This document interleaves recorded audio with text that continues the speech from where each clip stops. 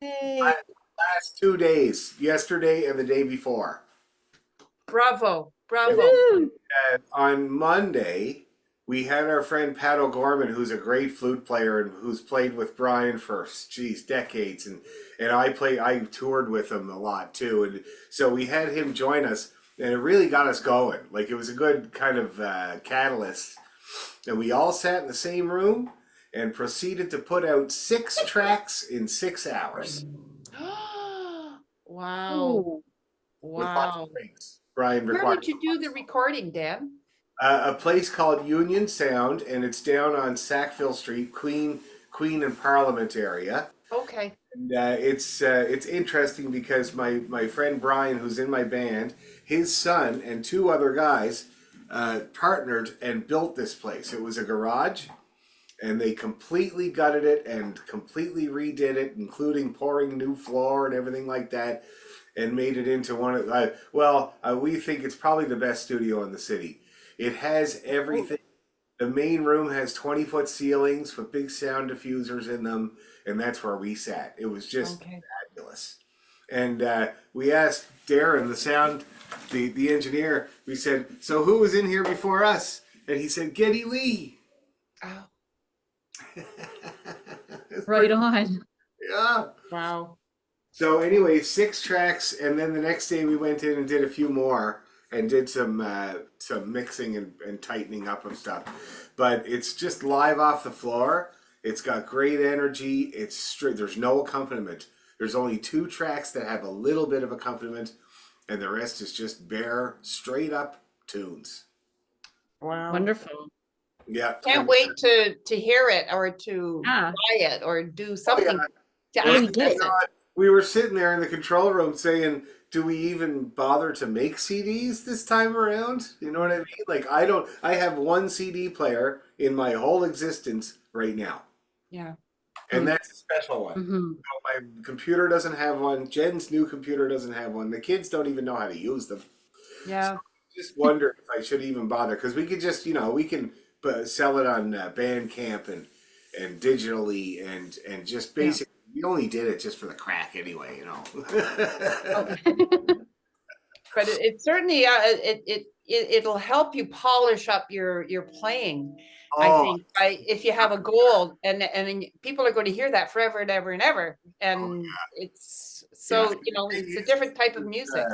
there's not many examples of this type of recording where it's all live off the floor, just sitting there in the same room, and so that's kind of cool. And also, I play the bar on Oh yeah, right. We were talking about that last week. Yep. yeah, and that came out really, really good. Now, the sound man thought it was hilarious because I had to take the drum.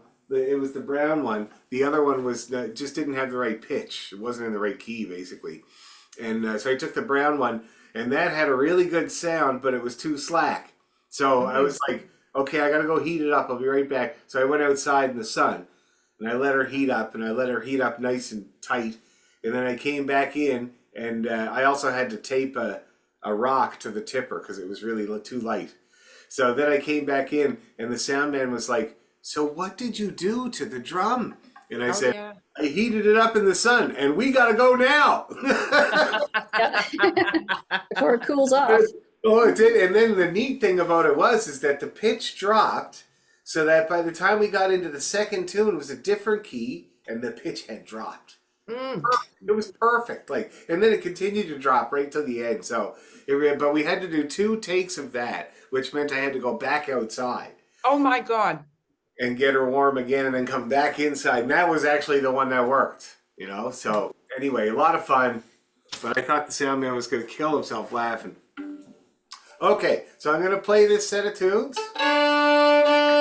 Okay.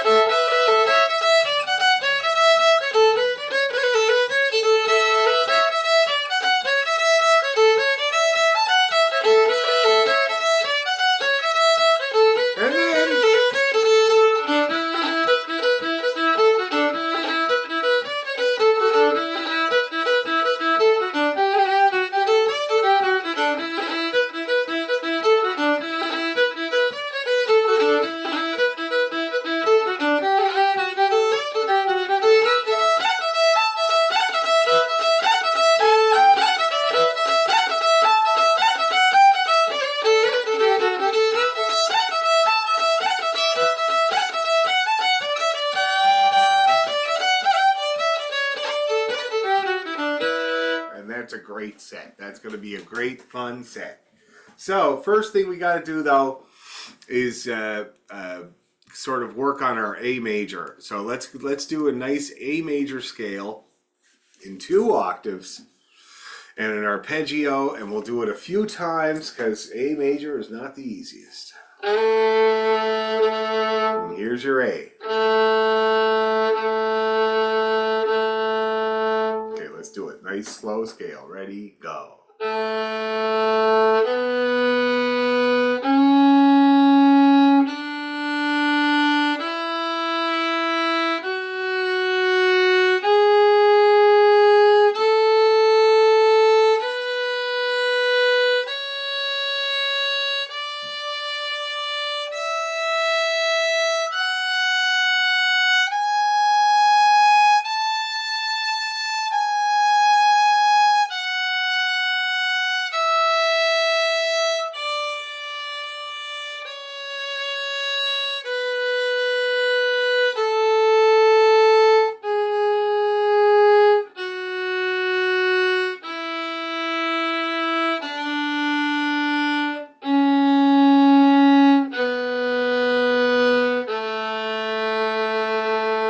Arpeggio.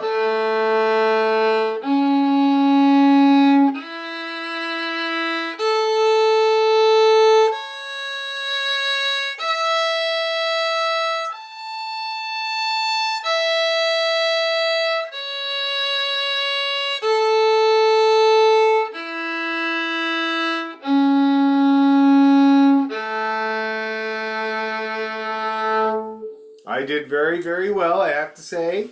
And I was trying to notice while I was playing the scale, I was trying to notice in the lower end how it feels with those sharp notes. And I realized, and yeah, I don't know if you might realize something like this too, but when I got the C sharp in tune, my finger was just sitting nicely comfy with no added pressing or anything like that.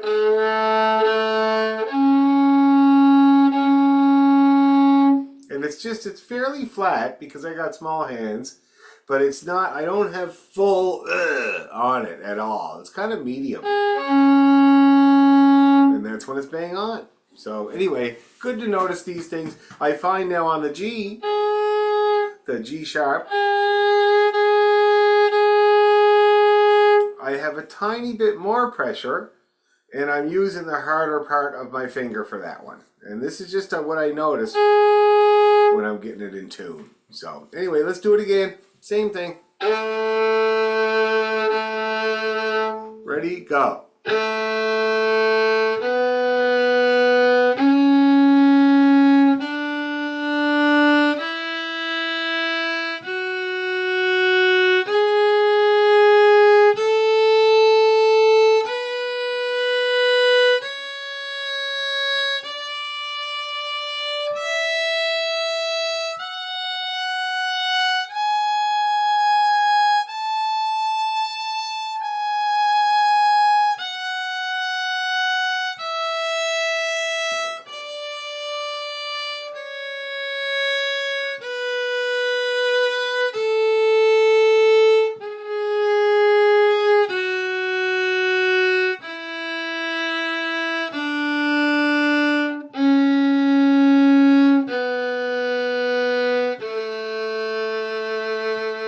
Arpeggio.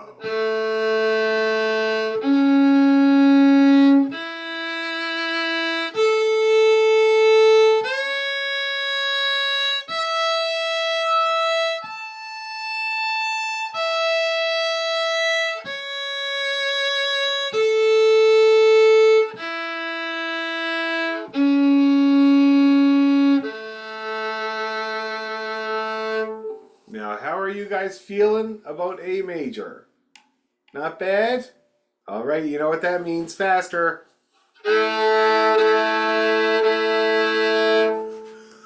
A 1, 2, 3, go.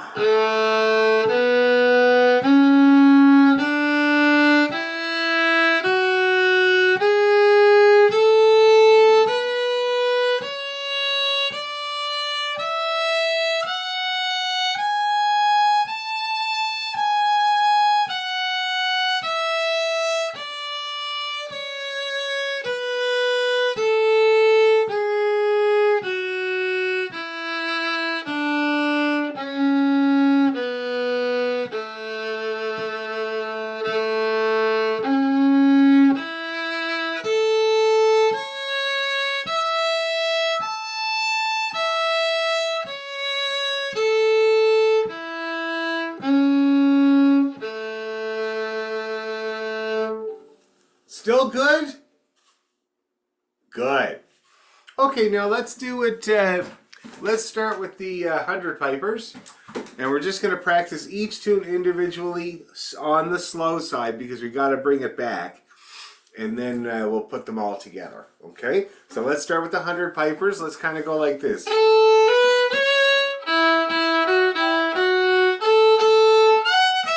think that tempo will work? Okay, good. Let's give it a try. We'll do it twice. 1, 2, 3.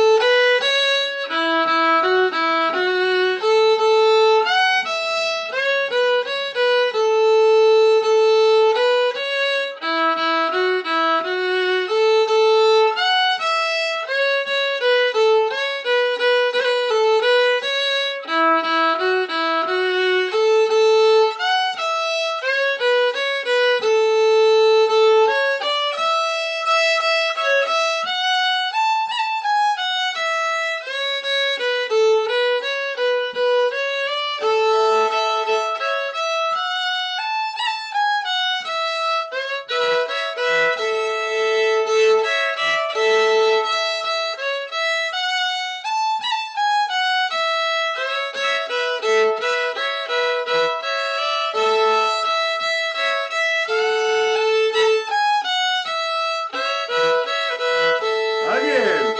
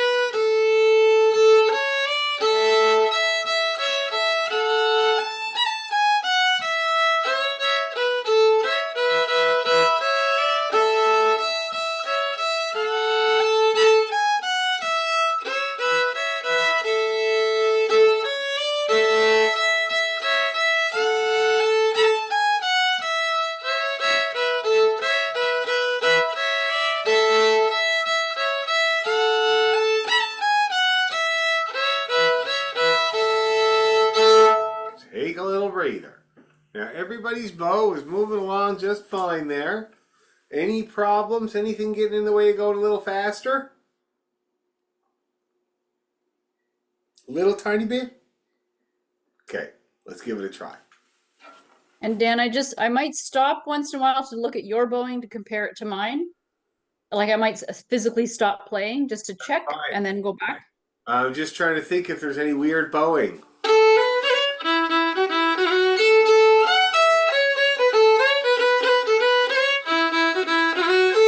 Yeah, there's some. You see where there's quarter notes followed by eighth notes?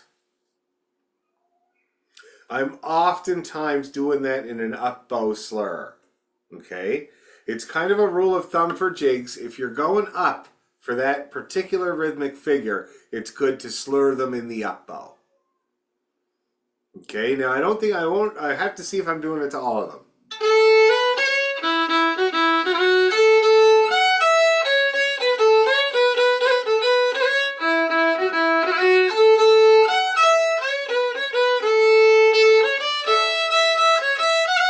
So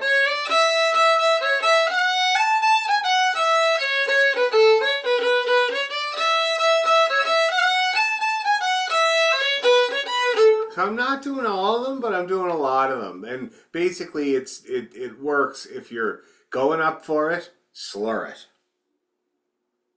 Okay? Let's give it a try now and see if that works.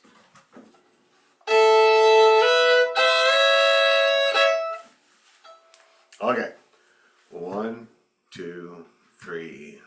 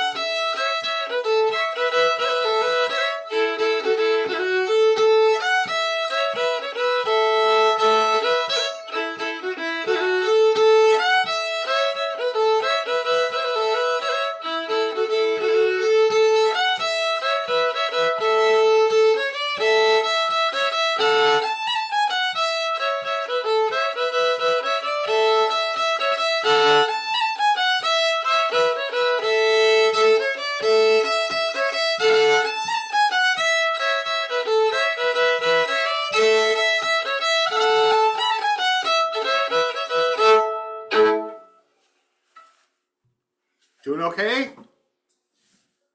Okay, good. Okay. Did the bowing work out there, Heather?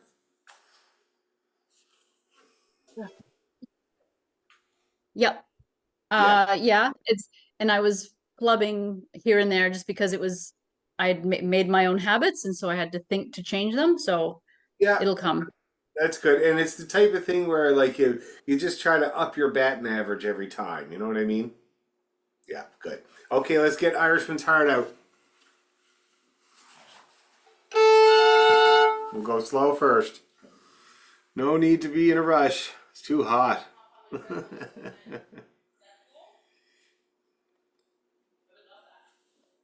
Deedle day, dee deedle dee day, dee day. Okay. This is one of the very first. Oh, hello. It's all right. Do you want to go to Tom's Dairy Freeze at 8? I could be persuaded. Tom's Dairy Freeze. 50 some flavors of soft serve ice cream. It's been going since 1950 or something like that. So it's down on the lakeshore. We're gonna go after we're done here. Okay, yeah, I was gonna say Irishman's Heart is one of the first tunes that I learned. I can remember it very, very, very well. So it's a really good one to get under your belt. Let's do it. Not too fast. Ready, go.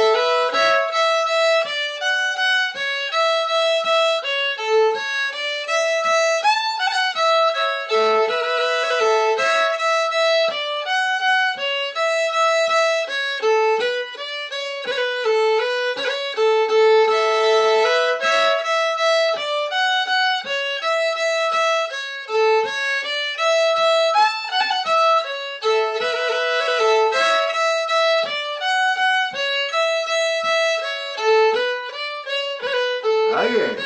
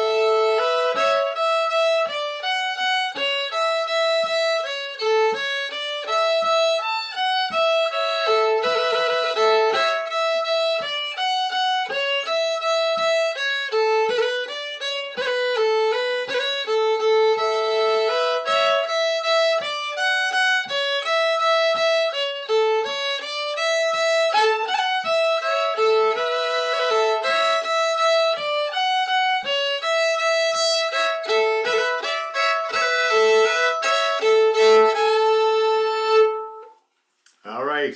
How's that feeling? Now the bowing for this one is a lot easier. There's less of those figures that you have to deal with. So anyway, so that's good. Okay, well let's up the speed a tiny bit because that all looked like it was going really, really good. Can't see any reason not to go faster. You know what I mean? Just a bit. Just a bit. Just put a little bit of a tiny push on it. Nothing major. So kind of like it's sprightly, it's jaunty. We're doing jaunty. 1, 2, 3.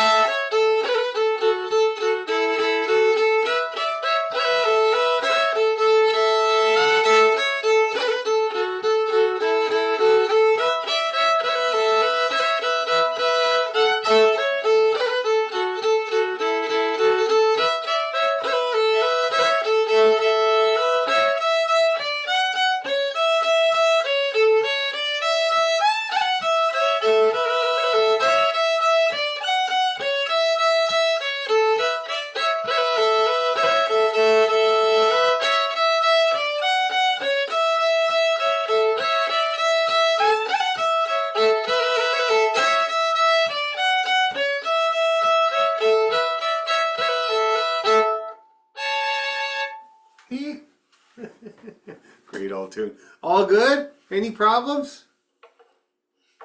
Yep. On bar, on the B section, 1, 2, 3, 4, the fourth bar, where would we put the, how do we do the bowing? Because there's 5 notes in there and Yeah. So that's you said 5 notes. So that's exactly a example of slurring in the up bow, that quarter note and eighth note. okay. Yeah. Okay, all right. And where do we slur it? Or where, On where, an up. down, up, up. Oh, okay, all right. So the last, so the B and the A are slurred. Yeah. Okay, And so then instead of, same okay, in the second part there. There's a very similar situation, third line down. yeah, okay, Do that too. And I noticed that I was doing that pretty consistently, doing that up bow slur there. So that's going to really help because that'll help. That'll mean you can start the phrase again on a down bow. right. Okay. Okay, thanks. Cool. Now Morrison's medicines. Let's see.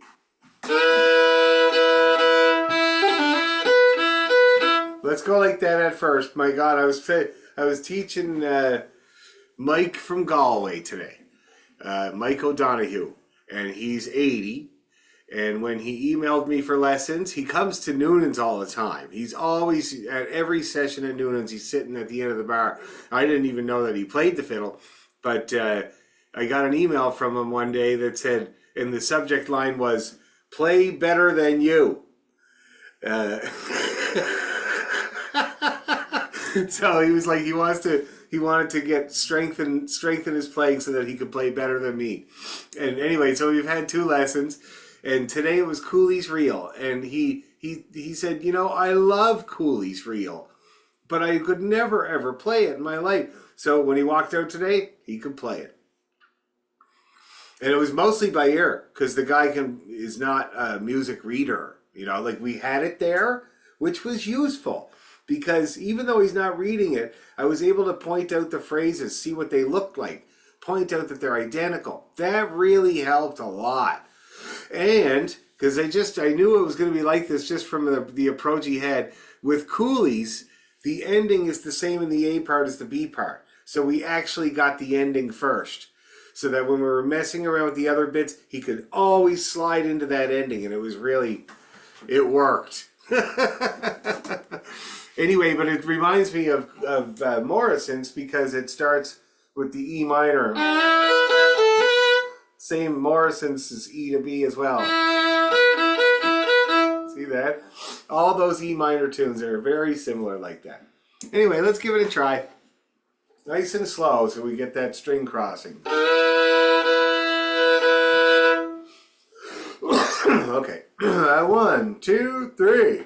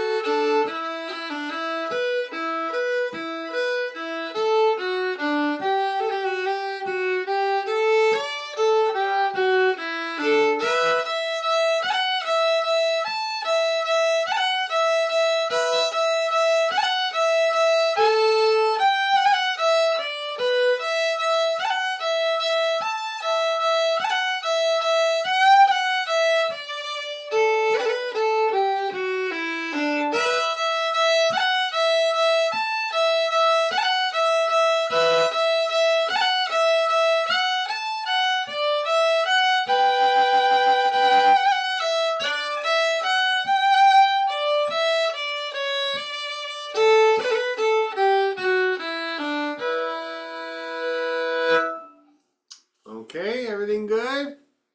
No problemos? I'm still working on the rolls and like forcing myself to do them.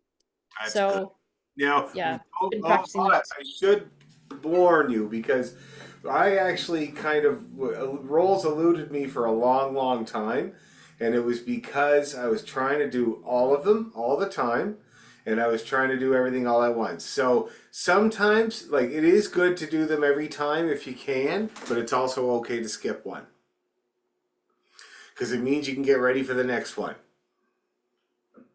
Okay? So don't be too hard on yourself with the rolls.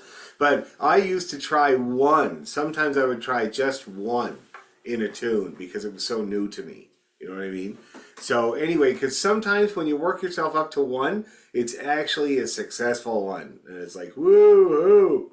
Anyway, so let's pick up the pace a little tiny bit. It gets easier when you go faster too. So what's that going to be like now? Oh yeah, let's do it to that tempo. I think we'll handle it. 1, 2, 3, go.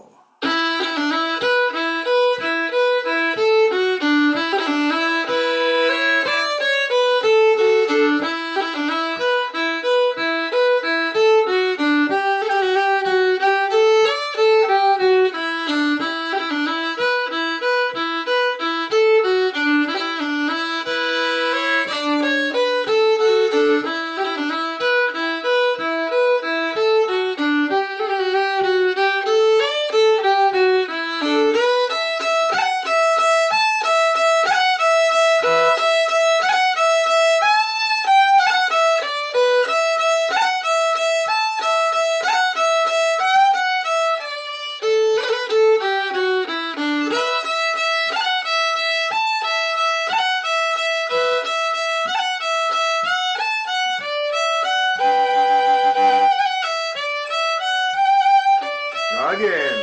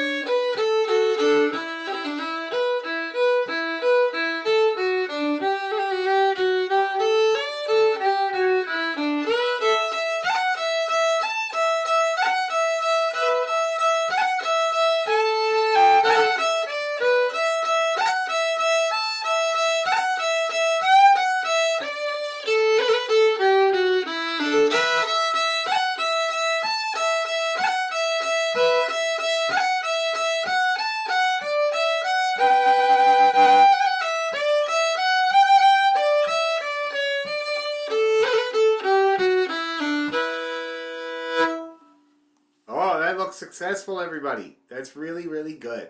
Really good. Now, You know, I that's the tune I least practiced. And I think I played my best right now. Just the last. oh, Yeah, I don't know why. I just must be concentrating. But that's without the rolls. it's okay. Yeah, that's okay. That we'll get those in there. Now, let's think about the set. Now, if I remember correctly, the transitions are very, very easy. Because there's no weird notes. So, 100 by oh yeah.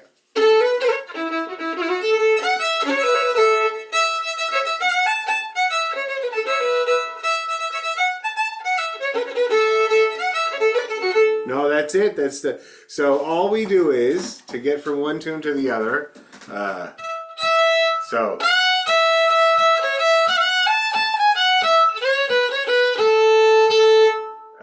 And then you play the pickup note for Irishman's Heart, which I think is an F, and off you go. Just like that, okay? And then the next transition,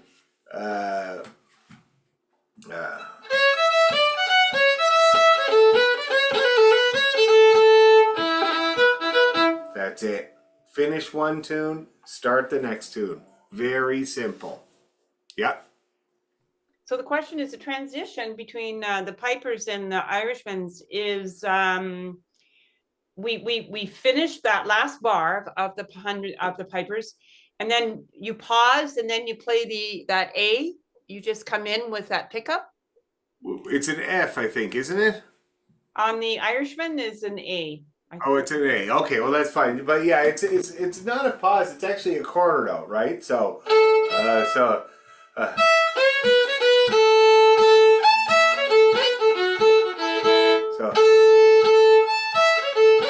So it's kind of like I know what you did. Instead of playing the last beat of that last bar, you played the pickup of yes, Irishman. and that's what always happens.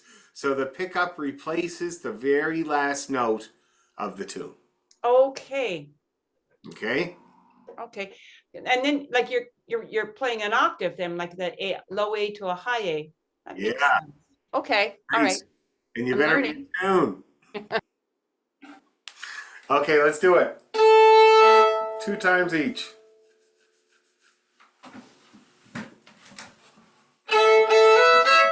Dan, sorry, are we doing all three? Yeah, all 3 Okay. 2 times each. Here we go. 1, 2, 3.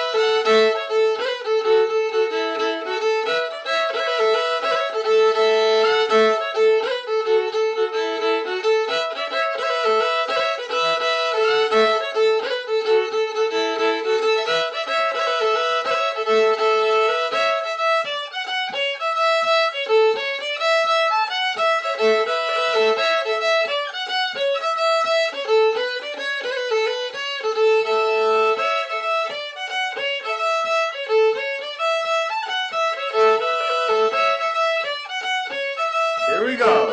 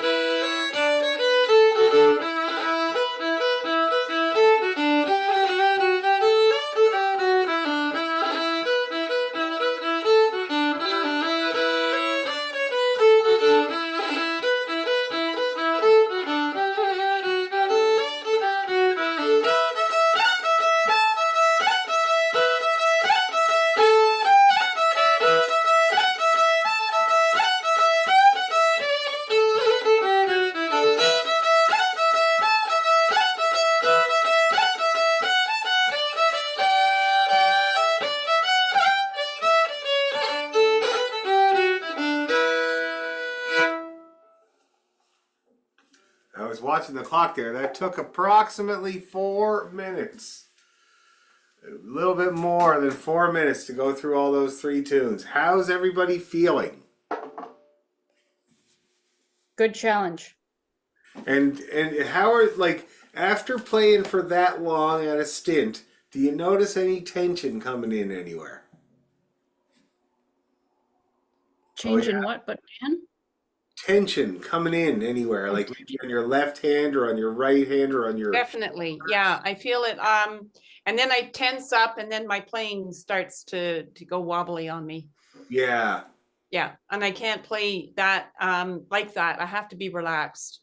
I need Yes. to know that I can get to the next note without having to worry about thinking about it. And then when I get all upset because I missed the note before, you know, anyways, Yes. you know what the story. Now, I'll tell you, so a couple things about that. So first of all, with the tension thing, definitely it's good to keep playing relaxed. It's the absolute most important thing. There's a couple of things that you can do to reduce tension while you're playing. The first thing is to try to really don't grip the neck of the fiddle while you're playing. Try to not grip it at all, because you don't need to. I actually, when I was on tour with Magic of Ireland, I found I was gripping the fiddle after, because it was every night or whatever. And so I used to do these experiments and see if I could play with no thumb.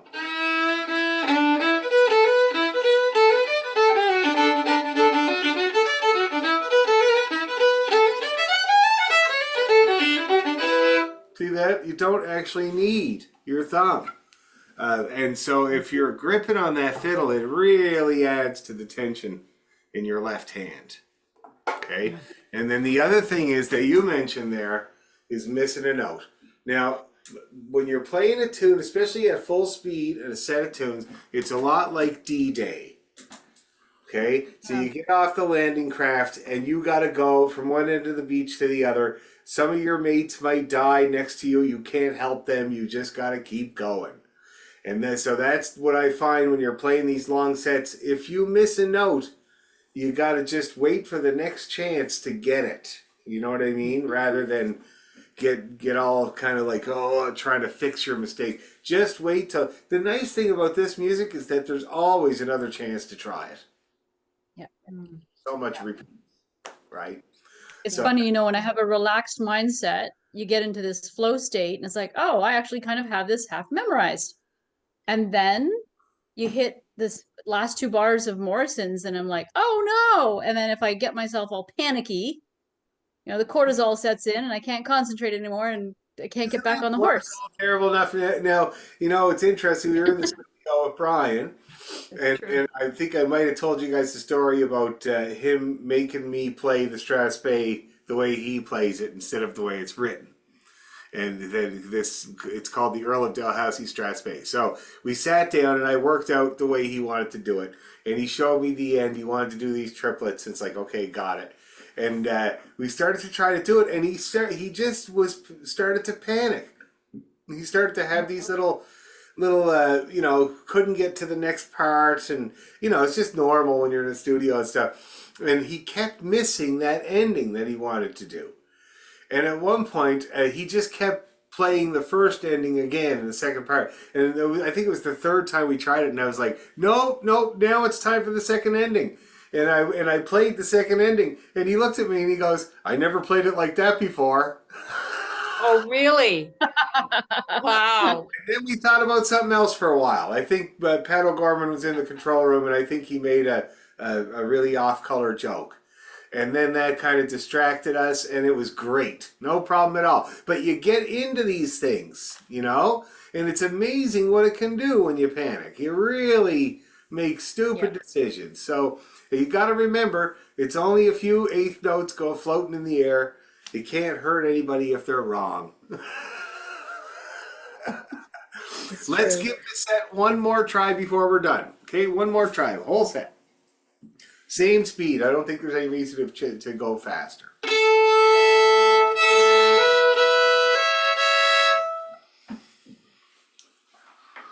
Alrighty, here we go. 100 pipers. A 1, 2, 3.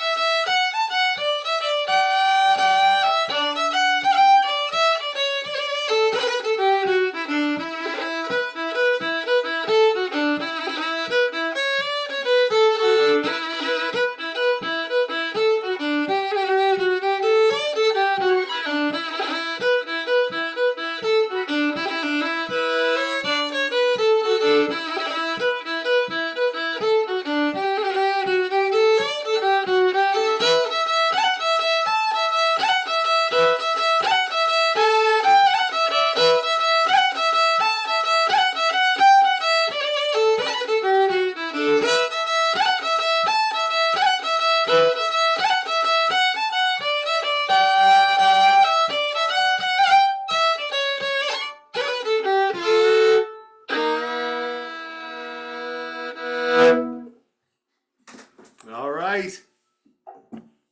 Great practice in there tonight, guys. And so, Astrid, you're out for next week then? Yeah, cool. Well, I wish you the best of travels. I'm jealous. I've always wanted to go to Africa. Yeah, thank you. Yeah, so I'll give you an email when I can come back next. Now, are you going to return to Thursday nights, Dan? We'll see how it goes. Oh, definitely it's not going to be Wednesdays because my orchestra starts in September and they rehearse on Wednesdays. But we'll see how it goes for the day. But as of Okay, now, probably. all right. I would look forward to the Thursdays. Okay, cool. Excellent. Yeah. Okay, guys, well, have a good trip and we'll see ya. All right, thank you. Thank Bye, you. Heather.